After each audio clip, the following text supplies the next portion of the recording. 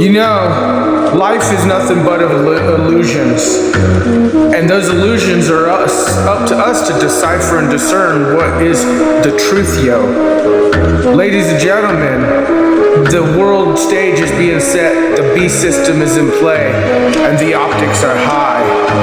And that is the truth, yo.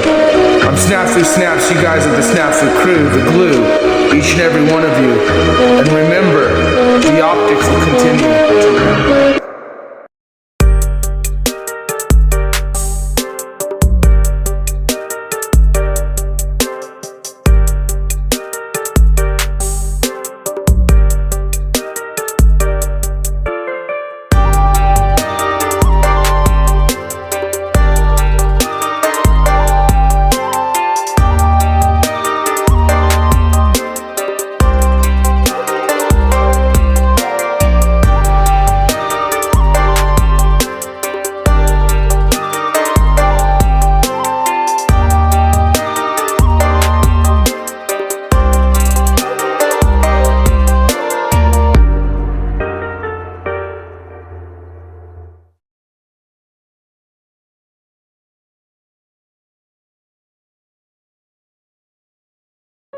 You know, SnafuKrew, I've been yelling for years about Mike Strutton, also known as Dex J with Marfugal News, how they committed veteran charity frauds. And then how from there we learned that they also he was vice president with Oracle social media relations, big tech, very nefarious criminals. And then old Pedograph and his criminal fucking pedophile optics, death threats, and so much more. Again, Zebra Technologies now was created 2018, 19, something like that, which we created the Zebra way before. And then, you know, so it's just interesting that the company and the man that we've been screaming about, and now all of a sudden this company, Zebra Technologies, is in the big tech thing. This is like Snowden shit, no joke. But again, this shit's existed for a long time. The optics are high. I am not suicidal, and we just want to put the truthio out there. Remember, the crew is the glue, each and every one of you. Always stand for what's right. First of all, let me say thanks a lot. I appreciate the opportunity to be here. I don't know if you know it or not. Some of you do, some of you don't. Former head of the FBI, Los Angeles, California, retired in 1979, March. And shortly after my retirement, I was asked to investigate the Jeffrey R. McDonald case as a private investigator. He's a former Green Beret doctor who was convicted of murdering his wife and 2 children in Fort Bragg, North Carolina, February 17, 1970. It's a long story. I put in about 2,000 hours on the case. When the case first began, my investigation first began, I told Dr. McDonald that I would investigate the matter for him. He had just been convicted and was sentenced to 3 consecutive life sentences. I think I'm going to sneeze. I didn't make it. Okay. 3 consecutive life sentences. I told him if I found out that he was guilty, I would no longer be on the case. I would drop my investigation. Much to my surprise, from the evidence that I read, information that I developed over a period of several years, I've established beyond any question of a doubt that this man is absolutely innocent. And on October 25, 1980, I obtained a signed confession from Helena Stokely, the girl in the floppy hat, if you know the case. By the way, there was a best-selling book, Fatal Vision, and a movie out on this. And the girl in the floppy hat said that Dr. McDonald did not commit those crimes. They were committed by my satanic cult group. And it was my initiation into the cult that night. And she gave me detailed information about the movement within the house that night, who did what. And I said to her, Helena, how do I know you're telling me the truth? And so one of the questions I asked her, the whole series of questions I asked her, and this is on audio video, in some instances the video, but always on audio. She said, I said, Lena, tell me about describe the jewelry box on the dresser in the master bedroom, and she described it right to a T. And just to make sure, I went down to Sears Roebuck and got a catalog and brought it back, and I said, Alina, pick out the jewelry box in this catalog that was on the dresser. She picked out the jewelry box. It matched. Also, she told me that she attempted to ride a rocking horse in the child's bedroom that night, but she couldn't ride it because the spring was broken. The only way she could have known that spring was broken was to have been there the night of the murders, February 17, 1970. So anyway, I submitted a 1,200 plus page report, actually 1,100 plus page, almost 1,200 pages, in March of 1981 to the FBI, Judge Webster, with a personal letter. He was director of the FBI. And I said, Judge, I believe this man is innocent, and he'd run out of money, and, I'd continued to work it as I usually do. And I think that the FBI should continue along the lines of my investigation. And much to my surprise, I started receiving, by the way, it also went to the FBI and to the U.S. Department of Justice, the Solicitor General's office. And much to my surprise, my witnesses, my 19 new witnesses, including Alina Stokely, started calling me and saying, hey, Ted, the FBI has interviewed me. They're trying to get me to recant. And I'm saying to myself, that isn't the responsibility of the FBI. The FBI is supposed to gather information, not destroy it. And that was my first clue that we had a serious problem in that case. And then I continued on, and I had a number of other cases that I handled privately. And in each instance, I noticed evidence was lost, destroyed, stolen. I noticed that there were strong indications of corruption. So I asked myself, now what's going on here? And over the years, I started gathering material until about 2 years ago. Up until about 2 years ago, I kept saying there's a loose-knit network operating in this country involving drugs, pedophilia, pornography, prostitution, corruption, etc., etc. 2 years ago, from my research, I'm convinced it's much more serious than that. It's more than a loose-knit network. It is a conspiracy. And you know how the news media comes after us when we use the word C, conspiracy, that C word. Well, they can come after me all they like, because I guarantee you right here and now, we do have a conspiracy, and I'm going to prove it to you here today. Now, one of the things that convinced me and really got me started in this regard, by the way, this conspiracy involves pornography, drugs, corruption, involves pedophilia, involves organized child kidnapping rings, the finders out of Washington, D.C., CIA cover, covert operation, involved in the international trafficking of children, terrorism, bank accounts, and it goes on and on. By the way, I strongly urge you to go to my booth after this lecture and get my research, my book and my research on missing children. We're going to go into that a little bit in the lecture. But my missing children lecture documents that the finders, an organization in Washington, D.C., the CIA front. It's a covert operation. They're involved in international trafficking of children. And I have a U.S. Customs report, official U.S. Customs report, in my book on the missing children. So I urge you to get it. It's only $10. Now, if you buy any of my products, any of my research, I beg of you, I don't want you to buy it unless you make a half a dozen copies and send it to your friends. Okay? The name of the game with me is not copyright. I could care less about copyright. The name of the game is education, education, education. We need to know what's going on in this country today. So any of my research that you buy, please make copies and get them out to your friends. That's what it's all about. After one of my lectures, here's about 2 years ago, this is why I changed my mind from and using the word loose-knit network to conspiracy. After one of my lectures, a gentleman came up and gave me a book. He said, Ted, in fact, that lecture was specifically on the McDonald case. Ted, here's what it's all about. Take this book and read it. And this is the book, folks. It's called Pawns in the Game. Now, if you don't know this book, you don't know of it, I urge you to buy it. I've been trying to buy it, but I noticed one of the vendors out here has it. And please, go get the copy of this book. I forget which vendor has it. What?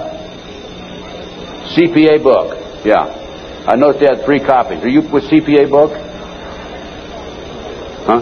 Richard Flowers is CPA. Richard Flowers. Go get this book when it's over and order some more copies. I'm going to order some myself and start selling them in my flyer. Anyway, it's called Pawns in the Game, and it's by William Guy Carr. William Guy Carr had the same problem I did. He wanted to know what's going on in America and around the world. He was a Canadian, however, and as a result of his research, he wrote this book. So, we have the Illuminati. Now, the Illuminati was established in 1776 by a fellow named Adam Weishaupt. In 1773, he was commissioned by one of the Rothschilds, House of Rothschild, to put together an organization called the Illuminati. And he culminated his work in May the 1st, 1776. If you'll notice, that's a communist holiday. And we're going to have to move along pretty fast. This is actually a 4-hour lecture I'm going to give you today. We're going to do it in probably an hour and 15, 20 minutes. But some of his goals, and the goals that he was commissioned to set up, there were 25 of them. And here they are right here. Here's the beginning of it right here. And rather than read each one of them, I'm going to summarize it, okay? Because we got a lot of work to get into.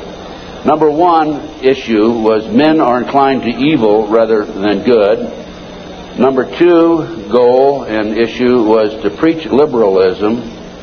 Number 3, use the ideas of freedom to bring about class wars. That's what we're doing today. Number 4, any and all means should be used to reach our goals as they are justified. Any and all means. Number 5, their rights lie in force. We're talking about the Illuminati rights lie in force. Number 6, the power of our resources must remain invisible until the very moment when it has gained the strength that no cunning or force can undermine it. And if you will notice, it's been very few people know about the Illuminati, so they have maintained their invisibility until most recently. Number 7, advocated mob psychology to obtain control of the masses. Number 8, use alcohol, drugs, moral corruption, and all forms of vice to systematically corrupt the youth of the nation. I mean, I don't need to document that one. How about South Central LA, CIA drug operations coming in there? How about Mena, Arkansas? Drugs coming into this country, arms and munitions going out. If you don't believe me, talk to Terry Reid, talk to Chip Tatum, talk to some of these other individuals who I personally know. During the recent, last fall actually, drug hearings by Mr. Arlen Specter, Senator Arlen Specter, one of the big phonies of Washington, D.C., the magic bullet theorist, I watched those hearings. And I couldn't believe the mamby-pamby, weak witnesses he brought forward. People that really had no direct knowledge of the drug operation. And that hearing was about bringing drugs into South Central LA by the CIA. I sent him a list of 16 names of people who had personal, direct knowledge of drugs being brought into this country by the CIA. Never heard another word. None of those people ever appeared as witnesses. I might also mention in Oklahoma City, I sent my report, copy of my report back to the committee. I sent them a fax and said I had information which would be vital to your investigation of the Oklahoma City bombing. That report, by the way, is also available to you. I urge you to buy it. Never received a response. Number 9, seize property by any means. We're seeing that on a daily basis. Farmers, businessmen, people who are arrested on nebulous charges, their property's being taken away from them. Here's an example right here. This lady right here, she lost everything. Everything. They've come out and raided her house twice, Linda. Twice, Linda. This lady had a house that she bought before her marriage. It was in her name, and they seized it. She no longer has that house. Number 10, deal with the use of slogans such as equity, liberty, fraternity into the mouths of the masses in psychological warfare. Boy, if that isn't Bill Clinton, I never saw it, never heard it before. That man is unbelievable. As former Congressman Dennemeyer describes him, he's a draft-dodging, womanizing, pathological liar, and he certainly fits into item number 10. Number 11 dealt with war, number 11 theory and goal. In 1773, Adam Weishaupt set down policies that were publicly announced in 1939, folks. 1773, publicly announced 1939 by Britain and the United States. And the war should be directed so that the nations on both sides are placed further in debt and peace conferences conducted so neither combatants obtain territorial rights. Yalta. Perfect example. Stalin, Roosevelt, Winston Churchill after World War II.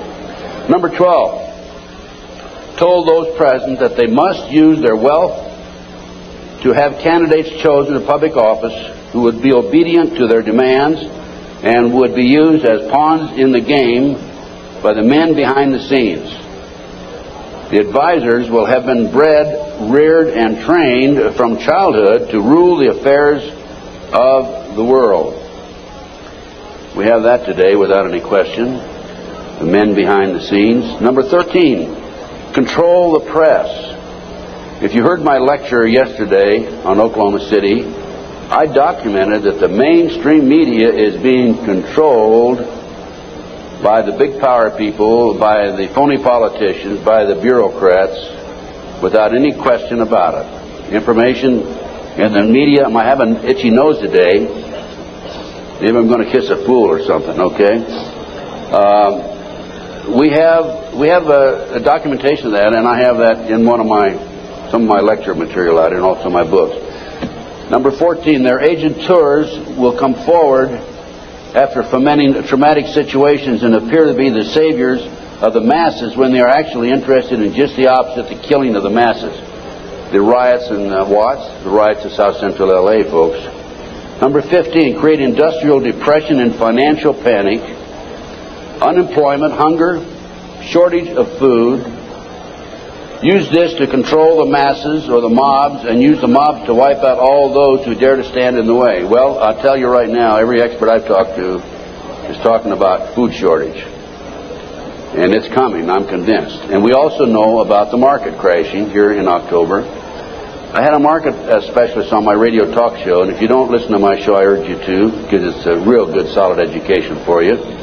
Just this week, George Green, he was also on my show on October the 6th. George told us on October the 6th there would be a crash of the market in October. It came. Now he told us this week there will be another crash, and it will drop, he thinks, 2,000 points. So we'll see what happens. I hope it isn't true. Number 15, create industrial depression and financial panics, unemployment. I've already covered that. Number 16, infiltrate into the secret Freemasonry to be used for their purposes. That's been documented many times. Number 17, expound the value of systematic deception. Use high-sounding slogans and phrases and advocate lavish promises to the masses, even though they cannot be kept. Again, Bill Clinton. George Bush was good at that too, by the way. What's the difference between the Republicans and the Democrats high up? Nothing. Zero. You know, Mr. A, who has a booth next to mine, mysterious Mr. A, he talks about subliminal messages. If you look at the logo of the Republican Party, you know the elephant with the 3 stars across the top? Well, if you look at it today compared to 2 years ago, the stars have been inverted. The point used to be at the top 2 years ago. Now, the point's at the bottom. Satanic, folks. I can't say for sure, but that's a subliminal message. Inverted stars. Number 18, detailed plans for resolution discuss the art of street fighting, which is necessary to bring the population to a speedy subjection. Number 19, use their agentures as advisors behind the scenes after wars through secret diplomacy to gain control. Number 20, establish huge monopolies toward world government control. We're seeing that today, the huge monopolies. Number 21, use high taxes and unfair competition to bring about economic ruin by controlling raw materials, organize agitation among the workers, and subsidizing competitors. GATT, NAFTA. Number 22, build up armaments with police and soldiers sufficient to protect our interests. A few years ago, we had 11 federal agencies that were authorized to carry sidearms, firearms. Now we have 39. Number 23, members and leaders of the one world government would be appointed by the director. Okay, Presidential Directive 25 allows the president, by the way, this is classified, secret, not available to the general public, allows and orders that the President of the United States, in the event of a conflict or a crisis in this country, transfers his powers over to the Secretary General of the United Nations. Number 24, infiltrate into all classes and levels of society, of government, for the purpose of fooling, bemusing, and corrupting the youth members of society by teaching them theories and principles that we know to be false. This is the outcome-based education program being shoved down our throats by the United Nations. Number 25, national and international laws should be used to destroy civilization. There's talk about the world population being decreased to 500 million, the United States population being decreased to 20 million. And we look at the war that we had in the Gulf War syndrome. Look at the people that died there. There were 700,000 troops, American troops there.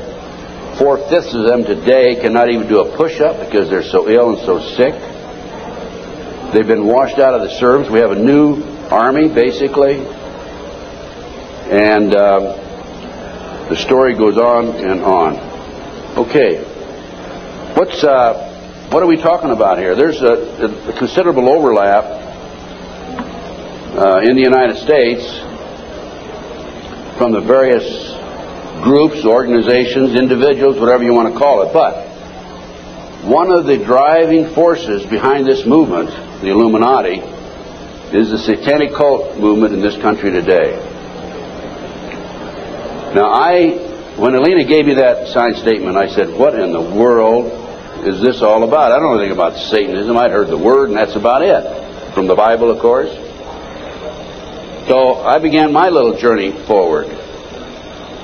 And one of the matters that I developed information about was an individual I learned about was Aleister Crowley. He likes to have his name pronounced Crowley to rhyme with holy. And the Satanists today, and for the number of years in the past, have basically used his philosophy and his writings as a guide. And so let's talk about some of his writings and teachings. And here we have of the bloody sacrifice.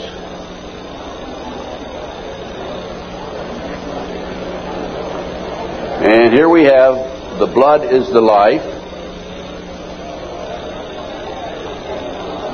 And here on page 94 of his book, it would be unwise to condemn as irrational the practice of those savages who tear the heart and liver from an adversary and devour them while yet warm. In any case, it was the theory of the ancient magicians that any living being is a storehouse of energy varying in quantity according to the size and health of the animal and in quality according to its mental and moral character. At the death of the animal, this energy is liberated suddenly. The animal should therefore be killed within the circle. We're talking about the satanic circle, or the triangle, as the base may be, so that its energy cannot escape. An animal should be selected whose nature accords with that of the ceremony. Thus, by sacrificing a female lamb, one would not obtain any appreciative quantity of the fierce energy useful to a magician who was invoking Mars. In such a case, a ram would be more suitable, and this ram should be virgin. The whole potential of its original total energy should not have been diminished in any ways. And now listen to this sentence, folks, closely. For the highest spiritual working, one must accordingly choose that victim which contains the greatest and purest force. A male child of perfect innocence and high intelligence is the most satisfactory and suitable system. We're talking about human sacrifices.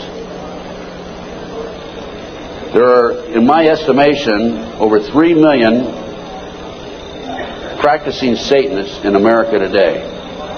Now, how did I come up with those figures? I have informants. I have an informant in South Central LA, population of 200,000, told me there are 3,000 practicing Satanists in that area. That's where the famous, well-known case, McMartin case on the preschool took place. I have an informant in Lincoln, Nebraska, told me 3,000 practicing Satanists. Lincoln, Nebraska, town of 200,000. South Bay area, Manhattan Beach area, about 200,000.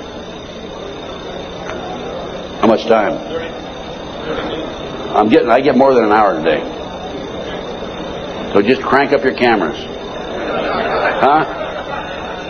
I'm going to take an hour and a half. Okay? I'm going to take every minute I can give to you, folks, because you need to soak this into your brain. Iowa City, Iowa, town of 150,000. 100,000, 1,500 informants. That averages out about 1.5% of the population. Anyway, we're talking about human sacrifice. About 50 to 60,000 individuals are sacrificed every year. There are 8 basic satanic holidays. There are other holidays for the various covens, but there are 8 basic ones that they all honor. Now, one of the practices, this is another book of Aleister Crowley.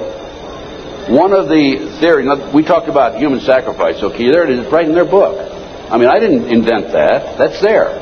Another aspect of their religion, if you want to call it religion, by the way, the federal government does recognize the satanic movement as a religion, yet in Linda's case, the word Satanism was brought up by her husband's defense attorney.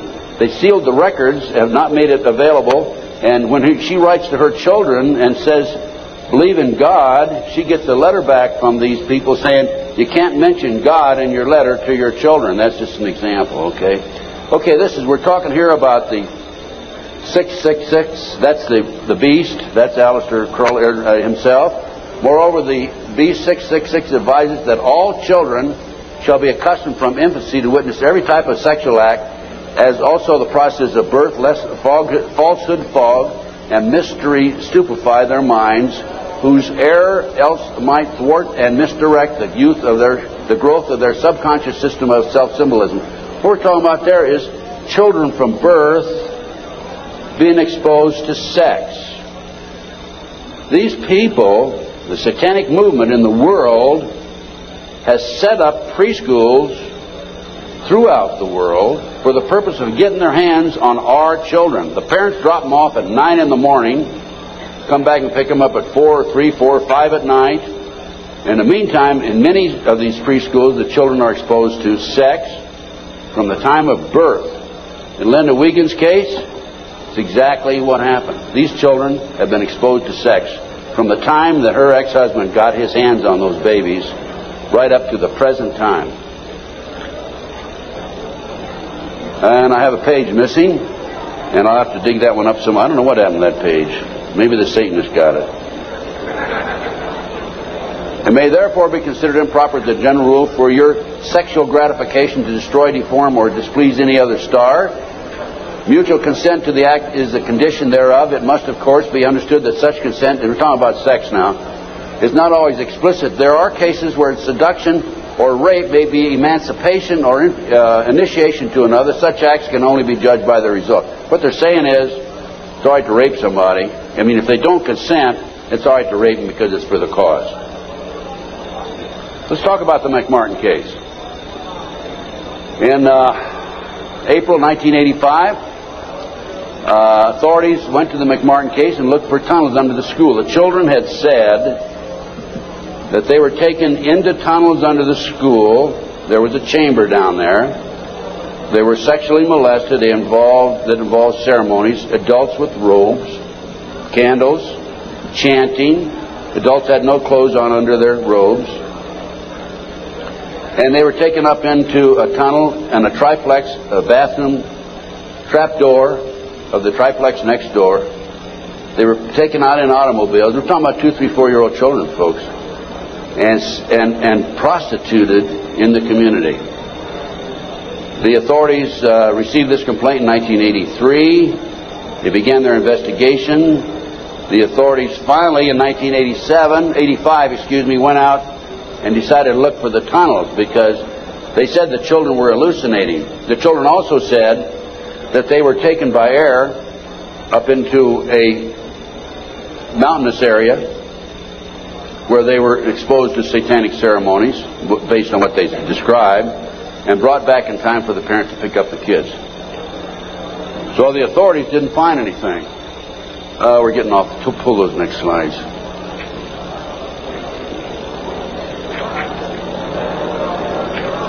Well, I'll tell you what. In the spring of 1993, I heard that the property of the McMartin School had been sold from the McMartin family to the defense attorney, actually given to him. He didn't make enough off the county. His bill was only $3 million. And from there, he said he was broke and he sold it to a contractor. The contractor was going to build an office building on the space. And I heard that the contractor had this property. And so I went out and contacted him. And I said, "Dear sir, I would like to have access to that property." He said, "I'll give you 2 weeks." I signed a contract, assumed liability, and along with some of the parents, we hired an archaeologist from UCLA, Dr. Gary Stickle, knowing full well that I'm not qualified to say there's tunnels under there, even if I found them. And we began our dig. At the end of 2 weeks, I had to stall, because Dr. Stickle was not quite ready to admit there were tunnels. It took us 34 days. At noon the 34th day, with the bulldozers, with their motors running, ready to knock the building down, he was going to knock the building down and then build this office building. Dr. Stickle said, "You know, I can say without any question right now, there have been tunnels under the school. They were filled in." Now, I'm going to show you the documentation on the tunnels. This is it. No, keep it there. Keep that there. This is what we found. This is a preliminary report. I have a 186-page scientific report available to you out here if you're interested, by the way. We found a 9-foot wide subterranean entrance under the west wall of dog room. There were 4 classrooms. That was Ray Bucky's room. By the way, Virginia McMartin and Ray Bucky were tried. Virginia, the grandmother, was acquitted. Ray had a hung jury. And we found these tunnels in the middle of the second trial of Ray Bucky. They could have been used to convict him. We called the prosecutor. He sent his investigator out, Mr. Perez. Mr. Perez told me, "I don't want you entering in my conversation with the archaeologist." I said, "Why?" He says, "You're too argumentative." And I said, "Well, okay, you go in and talk. I'll just keep my mouth shut." We went in, he talked, and he argued with the archaeologist. Here's an investigator not qualified to talk about tunnels. He said there aren't any tunnels there, and the archaeologist, of course, argued. But anyway, they didn't use that evidence, strong evidence, in the second trial. They ignored it right in the middle of the second trial. I might mention this. The children identified professional football players, professional baseball players, household name actors, actresses, and the son of the leading politician, not a leading politician, the leading politician in Los Angeles as being perpetrators. Okay, we found an avocado tree root cut on both sides of the entrance, and I'll show you this in just a few minutes. The entrance of the tunnel, as I said, it was 9 feet across the top, and on one side was a live avocado root, on the other side was a dead avocado root. They had to cut that out. We have this, by the way. We found a plastic Disney bag, copyright 1982, about 4.5 feet below the classroom floor, and 3 to 6 inches in from the entrance and under the foundation. Now, The reason that plastic Disney bag is so important is because we think that they filled the tunnel in 1982 when the complaint was initially brought to the attention of the authorities. I said 83 earlier, it's 82 when the complaint was made. And when they filled it in, the plastic Disney bag somehow or other flew in there as they were filling it in and nobody noticed it. Now, who says there is no God, right? What documentation, fantastic documentation, that tunnel, the entrance to that tunnel, this is right at the entrance, was filled in 1982 or sometime subsequent to 1982. Mr. Ken Lanning, the outstanding, know-it-all FBI expert, behavioral science, says that I took that garbage bag in 1993 out of a trash can and placed it there, that I planted evidence. Of course, Mr. Lanning says there's no organized satanic movement in this country today. There's only a few dabblers here and there. Thank you, sir. We have another 3 hours to go, okay? Can you hang in there? Okay, the tunnel proceeded south, then 45 feet through classroom 4 and 3 and north, then 10 feet within the classroom 4. The tunnels were 30 inches wide, 44 to 46 inches deep, with the top of the tunnel 30 inches under the classroom floor. The children were able to walk through it. We're talking about young kids now, right? The adults had to stoop down and walk through it, but they could do it. The tunnels were built in kind of a triangular, or I should say a semicircle type, so that they had natural support, I guess. These people know everything. They're brilliant. The footing between classroom 3 and 4 was arched, for the tunnel passed underneath it, and 12 inches shorter in depth at this location than the same footing 12 feet to the north. I'll show you that in just a minute. That's significant, because the arch was where the tunnel went, and it was arched in that particular location, whereas 12 feet away it was 12 inches longer or thicker. Footing between, let's see, there were 4 large upright containers were found in the tunnel under the arch, obviously hand placed. A 9-foot wide chamber was found along the tunnel across classroom 4. The top of the chamber and the top of sections of the tunnel had layers of plywood covered with tar paper, which had apparently been supported by cinder blocks and 2x2 and 2x4 wooden posts found underneath. Tunnel features made it evident that the tunnels had been hand dug. The 7-foot tunnel extended into the triplex next door. Tunnel extended from the bathrooms off the office and classroom 1 to the front yard of the triplex next door. Front yard concealed from the street by a 3-car garage. Children described the entrance and exiting tunnels in the triplex yard exactly where the tunnels and exit were found. A 39 by 41 inch area under a hole cut in this neighbor's bathroom floor had been excavated and subsequently tilled.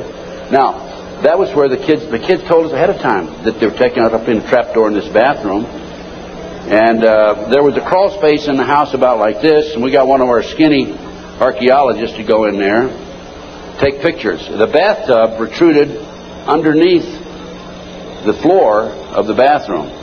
There was a bathroom in the back of the same building in another apartment. It did not protrude there. This was the space we're talking about, 39 by 41 inches. Just enough room for a kid to come up and be taken out. Other significant facts: small white plastic plate with 3 pentagrams, hand-drawn on the top of the light green paint, was found by the archaeologists. Pentagrams were hand-drawn by an adult and not part of the manufacturer's design. Many other artifacts were found whose analysis will be released upon completion of the test.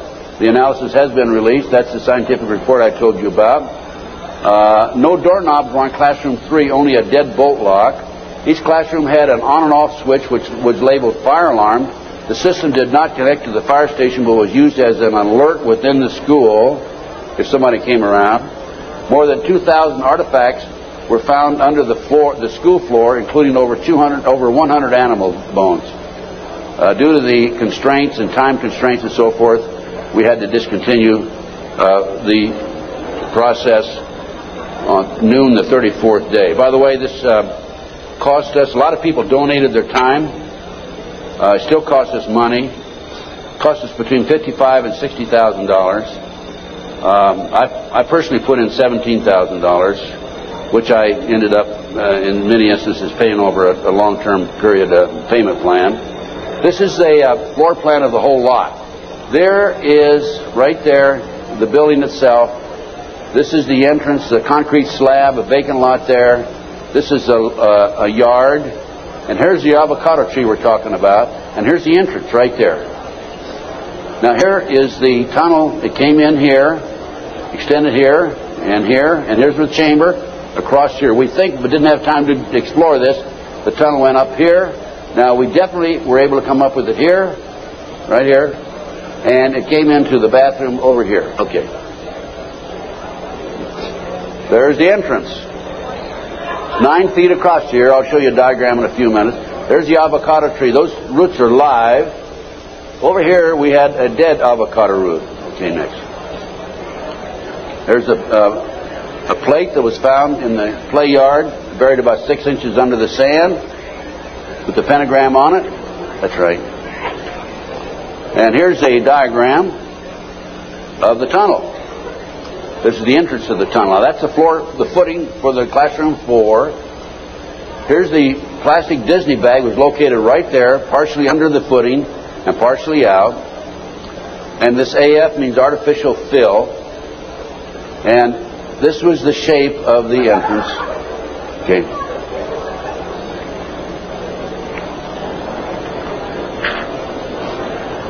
Here's your diagram. These are your drawings.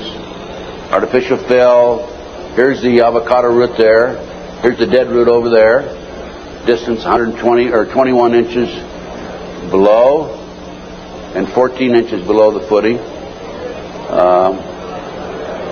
There's the avocado root there, live avocado root. And these are all diagrams by the archaeologists. Good documentation. There's the roots themselves.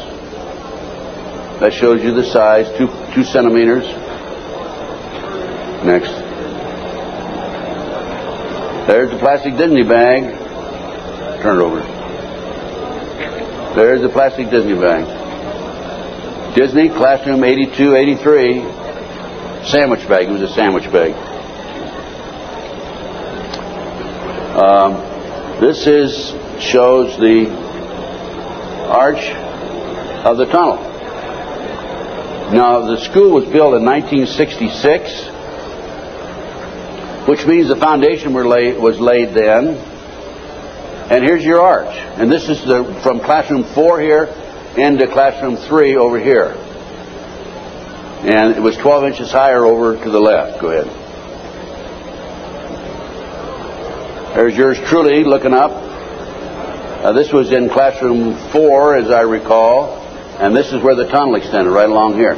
Now, the reason the tunnel's been filled in, you have to understand that. And the reason the archaeologists could say that they were filled in is because the texture of the dirt that had been filled in was different than the natural texture. Okay. Just turn it off for a minute. In addition to the tunnels, I developed information that an abandoned satanic site was in Crestline, California. Crestline, California is in the mountains. The kids said, remember a few minutes ago, they were flown by jet, or flown, they didn't say jet, into the mountains. There's an airport 10 minutes from the McMartin Preschool. It's Hawthorne Airport. There's a landing strip in Crestline. I heard about this abandoned satanic site, and I went up to the site, took pictures. And this is what by the way, before I go on with this, I called the prosecutor in the McMartin case. And I told her, hey, I think I know where the children were taken. If they weren't, it's certainly worth looking at. And I will be glad to make this information available to you. And if you want to have the children go up and look at this abandoned satanic site, we can. She said, we're not interested. They weren't interested in hardcore evidence, the tunnel. They weren't interested in this abandoned satanic site. Go ahead. This is what we found. 666, one of the satanic signs. That's a stone on the site. The house had been up here. The day after the McMartin case broke in the news, the house burned to the ground. And it was here. The street's on the other side of the hill. You cannot see the site, this area down in here, from the street. You have to go in, would have to go in through the house and come down. And this, you can see it's quite elaborate. There's my associate, Judy Hansen, who works with me in L.A. And next. This is looking at the opposite direction of the picture we just took. And you can see there's San Bernardino down in there. And you can see that on the side of a mountain like that, nobody's going to find it unless you fly over with a helicopter. That's probably an altar, flattened stone. Also an altar, another altar that had been broken. This is, of course, you recognize the star. Now, this is a satanic symbol. Put the next one up. Hold the first one. There it is, right there. Put the first one back on. Now overlay them. Turn it around that way. Okay, any question about that, folks? No. Well, let's read what that says.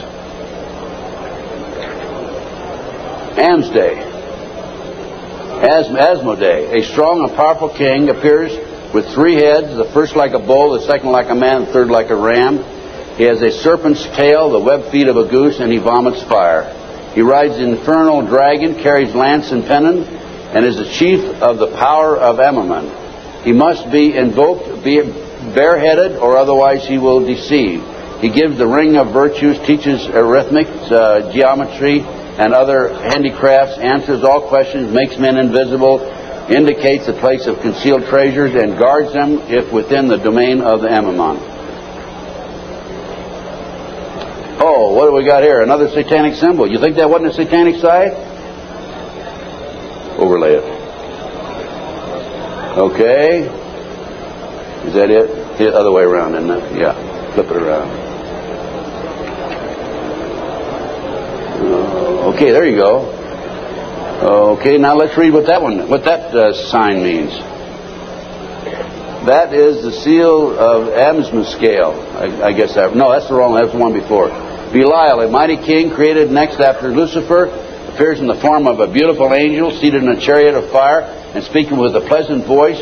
He fell first amongst the superior angels who went before Michael and other heavenly angels. He distributes preferences of senatorships, causes favors of friends and foes, and gives excellent families. Familiar. He must have offering and sacrifices made to him. Next. And there's another satanic sign. I couldn't make that one out, so I couldn't match it with anything, obviously. Here's some ovens.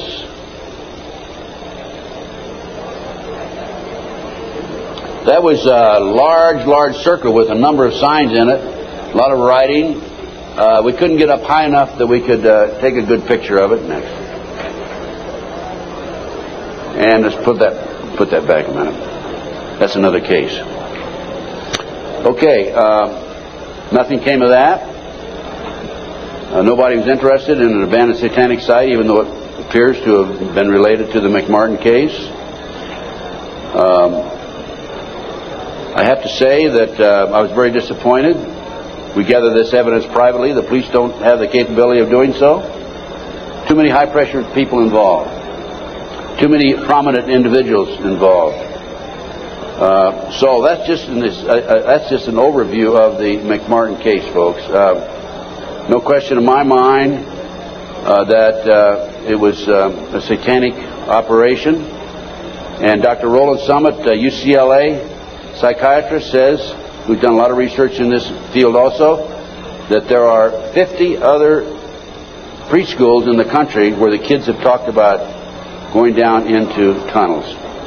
Now, this is another case that I worked out of Philadelphia, similar case to Linda's. And this is the Lou Bear case. Lou called me back in, I guess, the late 80s.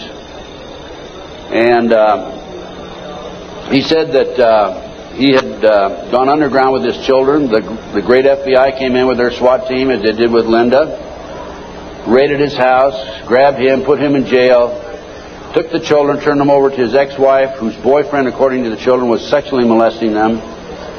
And Lou said, "What can I do, and how can you help me?" So I was willing to go back and testify for Lou.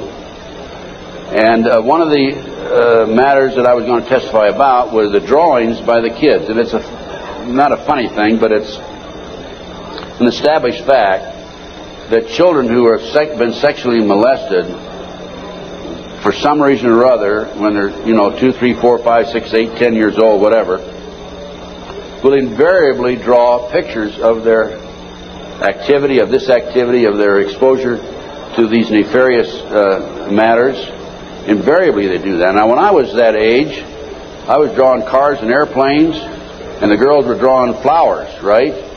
But these kids invariably will draw these pictures. As you can see from Linda's case, she has pictures at her booth that her children have drawn. Now, I was going to go back and testify for Lou, and I was going to say that based upon my reviewing the pictures drawn by the children, they've been exposed to a satanic activity. This is the most telltale of all the pictures. I'm going to show you a series of them. This is a totem pole with a goat's head at the top. Children at the various highest level. I understand, again, I say I understand because I'm not sure, because there's so much secrecy involved in the satanic movement. 8, 10 layers of classes of people within themselves, like the dabblers on up to the very highest level. But from my sources and my informants, I've been told that the various highest level of Satanism, you will have the totem pole, which is usually 3 to 6 feet tall, made out of wood, with the goat head at the top. So I was going to testify that based on my experience, that these children were exposed to the highest level of Satanism mainly because of this drawing right here, the totem pole with the goat's head. The judge would not allow me on the witness stand. I flew all the way to Philadelphia from Los Angeles, wouldn't allow me to testify. These are some of the other drawings. This is a body on a slab, undoubtedly an altar where they sacrificing blood, the genitals, and let me mention this also: children who have never been sexually molested in a recent study, not a recent study, a study back about 7 or 8 years ago. Children who have never been sexually molested do not draw the genitals. Children who have been sexually molested, a high percentage of them draw the genitals, and so children who have been ritualistically sexually molested, a higher percentage will draw the genitals. Little Matt Bear drew a picture of people, a fire, baby being thrown in the fire, human sacrifice, obviously. An altar, bone, liver, blood, kitty. And another ritual ceremony. Here's trees, people, fire. And another, people have no cloth on, he says. Table, knife, devil. Okay, that's the Lou Bear case. Now, I think we're going to we got just a few more minutes, and I want Linda to take the podium, talk about her case. But I'm going to run through these next slides real fast, Linda.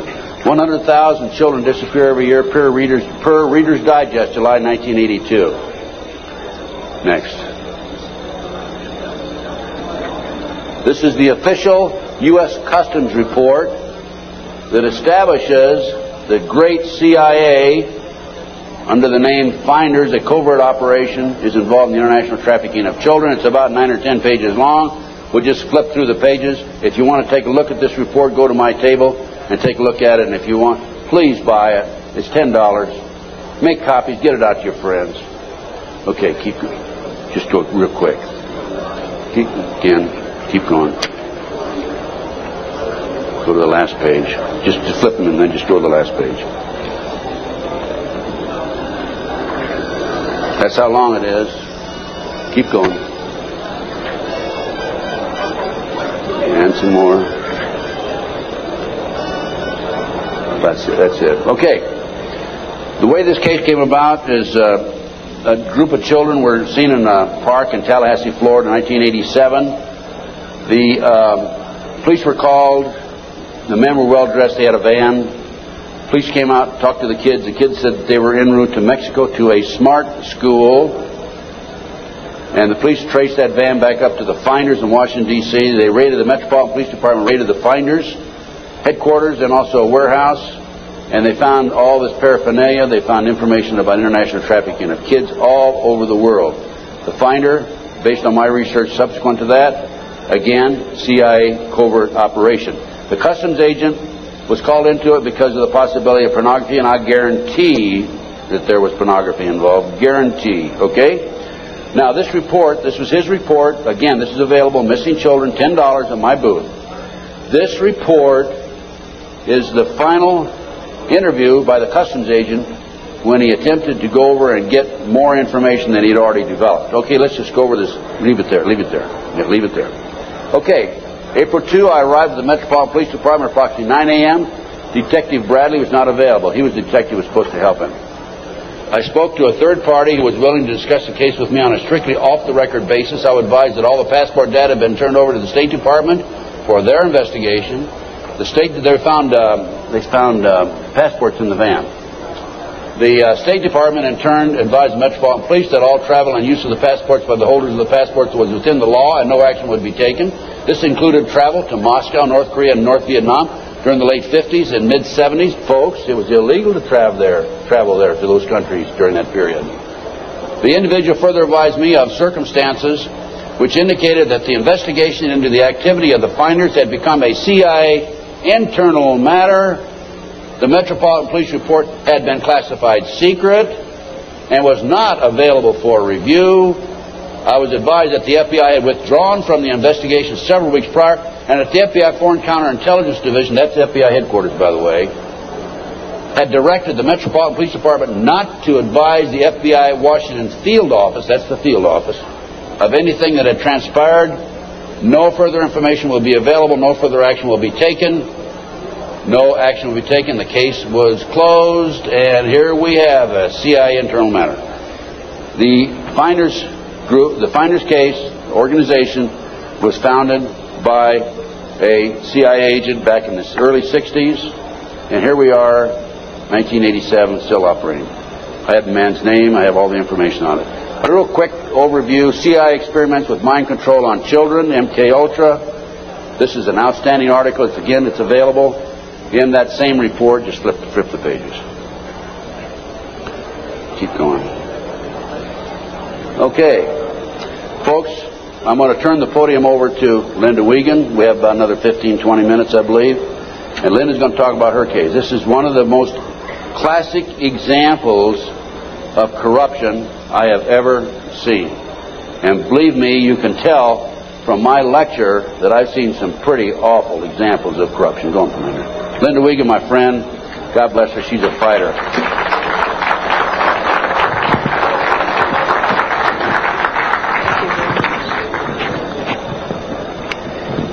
Thanks.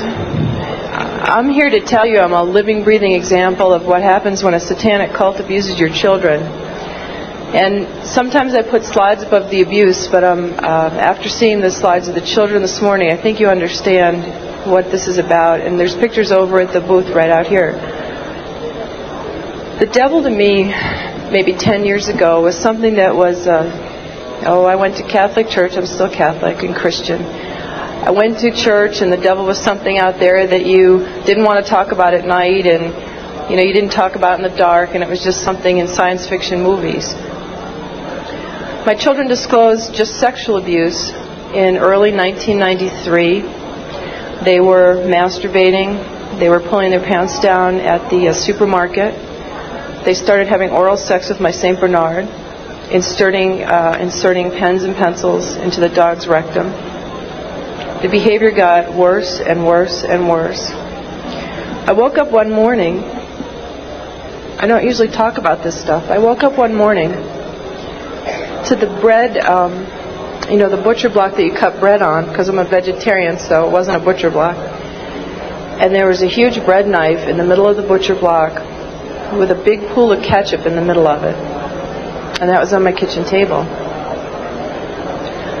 And I said to my children, "What is this? Who did this? What does this mean?"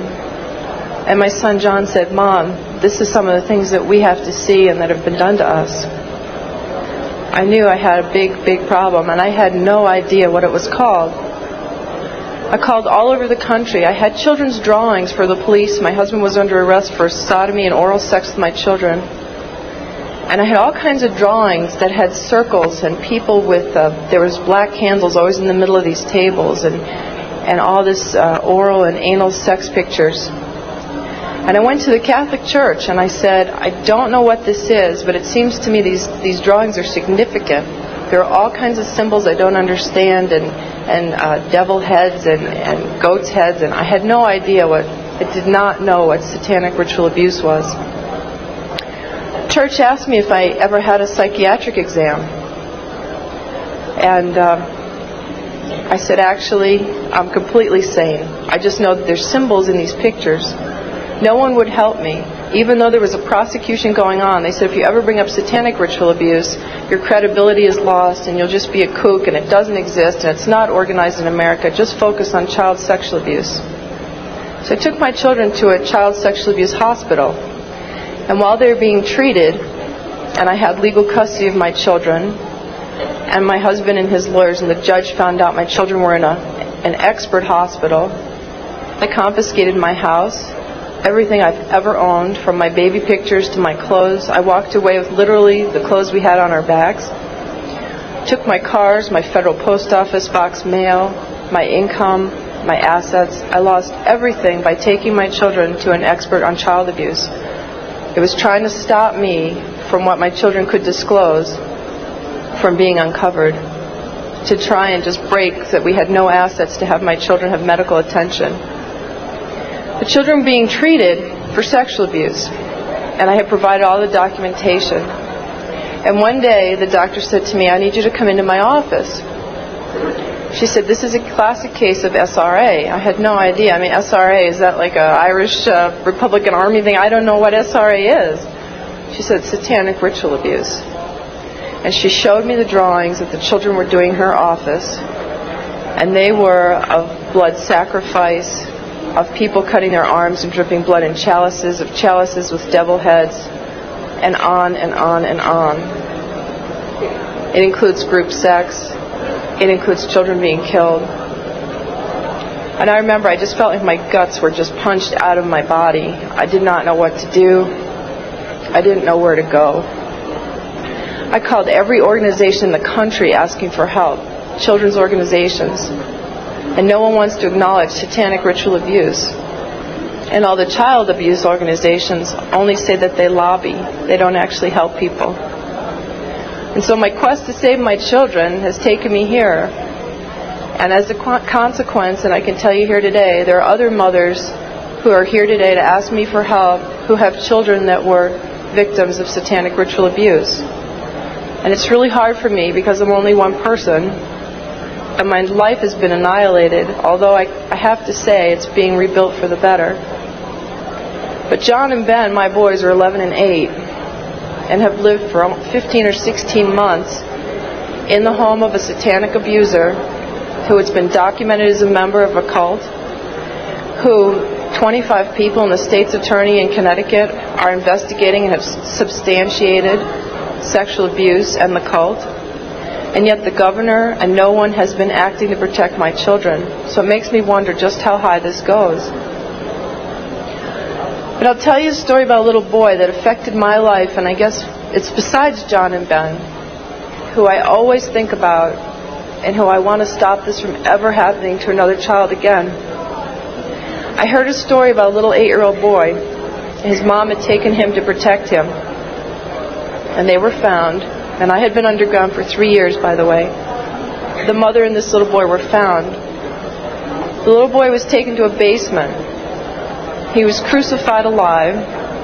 First he was skinned.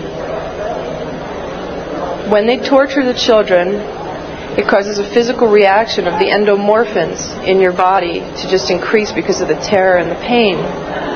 So when the Satanists drink the blood, they actually get like a chemical, a high, like a drug high from the blood of a tortured victim.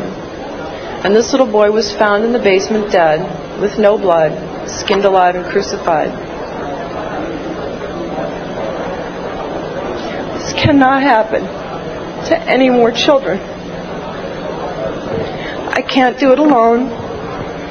My children are there. It's really hard. I need each one of you to know this is not a fairy tale. This is not something out of science fiction. I was a mom who ran a charity and baked oatmeal cookies for my kids. And because my children are victims, I have to stand here and I have to tell you these horrible stories. And I could tell them all day and all night, because both Ted and I get letters and calls for people begging for help all over the country right now. And the only way we can help them is to help save John and Ben first. Set the precedence. We will not tolerate this anymore, not only to the children, but to our own lives. And we will not tolerate this. We must stand together. And I ask you to please, especially prayer and donations and letters, and help me save John and Ben, and then the rest of us are forming a task force to go around the country and start saving everybody else. Thank you very much.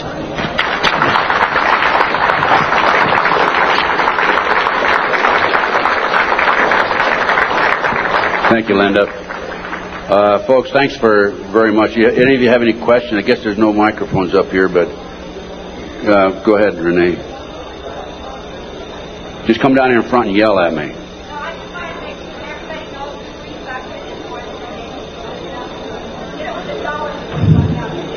It's immediately behind this curtain on the left, and if you can just go put a few dollars in the basket there, it'll help.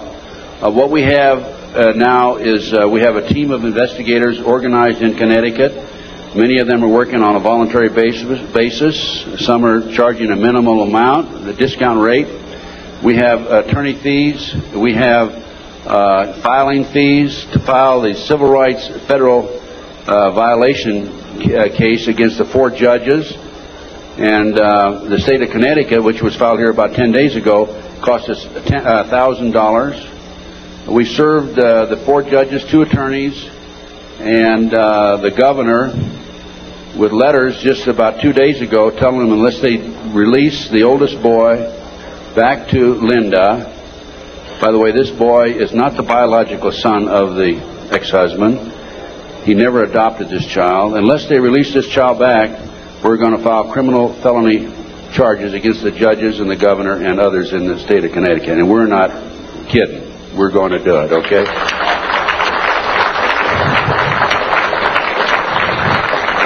We have been working with a friend of mine. I brought him into the case, Jack Firm, a paralegal, Las Vegas, and he's probably one of the most brilliant men I've ever known. He's doing circles around these attorneys who have taken thousands of dollars, by the way, and he is really responsible for what's happening today more than anybody else. We're all a team, but still he's the one main man in the arena as far as the law is concerned. Any other questions that we have? Yes, come on up to the microphone, please. So come to the microphone, because they need to get this recorded. We listen to your stories, and we wonder if this happens to us or our family or anything. Where would you go, and who would you go to? You quit the FBI. Terry Reid quit. And you implied that the governor, right on down, and, the president and all are crooked at the dog's hind leg. Who would you talk to if you had a problem tomorrow? Who would you talk to if you had a problem tomorrow? Give me a call. I'll help as best I can. I have a network of people that can probably help you. I've had a number of people contact me over the last several years, and I refer them to other experts. And we'll have to take each case at a time, but if we can help you, just give us a call. I have a flyer out here. It's got my phone number on it. No, I'm referring to something happens here in Denver. I need help. Do I call the police? Do I call the governor? Who do I call? If they're all crooked, as you implied, and I believe you, you go to them, and they draw a line and say, we're not going to investigate. What do you do? Well, that's why I'm saying call me, because we have the network of people, and we're in the process of forming a foundation, and we're going to be seeking some money to finance it. And as Linda said, we're going to have a task force that will go around the country and handle these problems. Probably going to be busier than the one-armed paper hanger, but just give us a call. We'll do what we can to help you. We'll try to help you. Can you go to the police? Yes, go to the police. Make a matter of record. What I suggest you do with the police is go talk to them personally, and then go back and write a letter, confirm your conversation, send it registered mail so you have it on record. Anybody you talk to in these type cases, make sure you have it a matter of record. Certified mail. Yes, question. Yes, will you name public profile figures that were suspects out in the California case? You know, the people that were named by the children? Can you do that? No, I can't name them because I can't prove it. All I can tell you is what the kids said. And the kids, they basically have said that the children were not credible. And I think if I said anything, I'd be open myself to a lawsuit. I'm not afraid. If I could name them without being sued, I would. But believe me, they're very prominent people. They're household words. What elements of possible satanic abuse do you see in the John Bonet case? Interesting question. What elements of possible satanic activity do I see in the Bonet case? I can't prove it. From the day that case broke in the news until today, I see signs of it, indications of it. The tourniquet around the little girl's neck. One of the practices that they have in their mind control activity is to take a child right up near death and then bring them back from close to death. I would suspect that that's a possibility here, that they took this child too far and the child passed away. I don't know again, but I'm saying based on my experience and expertise, good possibility of that. I'd say there's a good possibility that, in fact, I'm confident that the family knows much more than what they're telling. The fact that they were not cooperative for a number of months would indicate that. My instincts tell me that. I would have to say she was probably a victim of a pedophile operation or a pedophile ring, which dovetails into Satanism and cult activity. Any other questions?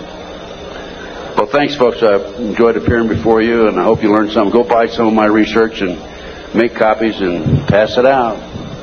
Education.